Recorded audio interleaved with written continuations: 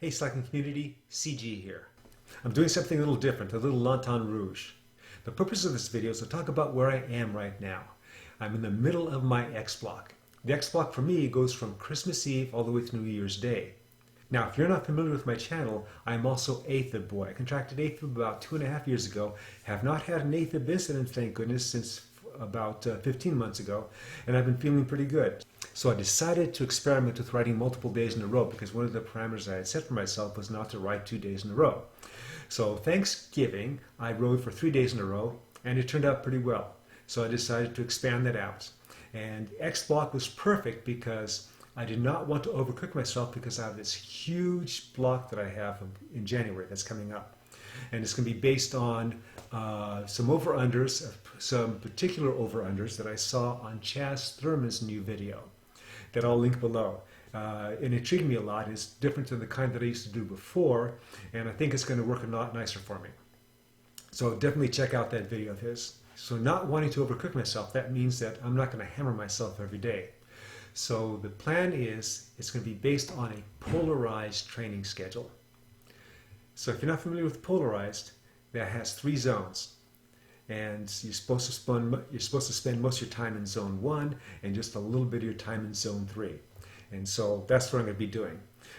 Zone 1, when you cross from zone 1 to zone 2, that's where you start producing more lactate than ordinarily you would under your base everyday conditions. When you go from zone 2 to zone 3, that's where you're going just a smidgen above your FTP. You start to produce a little more lactate than you can filter out. My plan is to spend at least 85% of my time in zone 1 and no more than 10% of my time in zone 3. 5% of my time in zone 2, even though you're supposed to stay away from zone 2, is what I hope will just be incidental. So let's see how I actually did. The first day was based on commuting. I commuted about an hour and a half in the morning and another almost 2 hours in the afternoon. Then day 2 was 60 minutes easy on the trainer.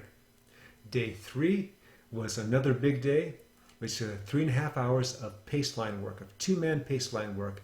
Half of the course was flat and the other half was undulations. I was pretty worn out at the end of the day.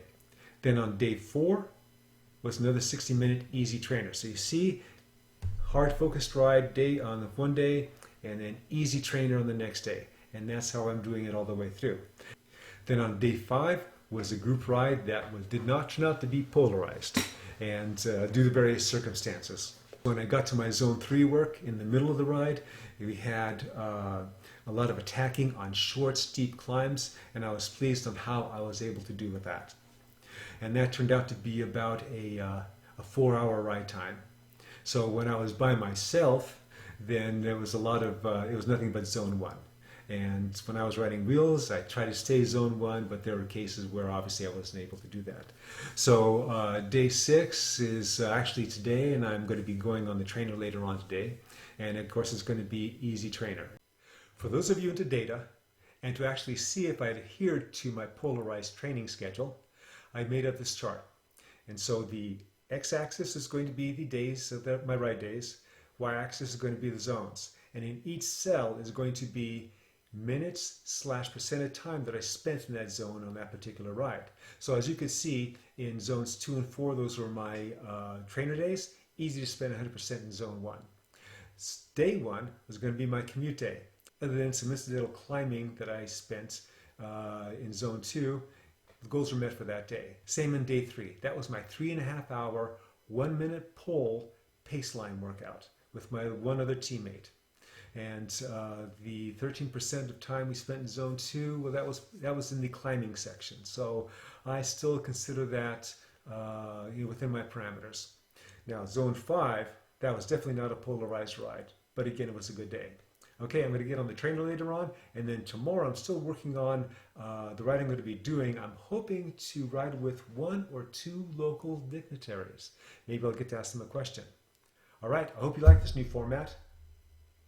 And remember, as always, comment, like, subscribe, and hit that subscribe button and the little bell so you get notified whenever I do my next video, The Cycling Greek.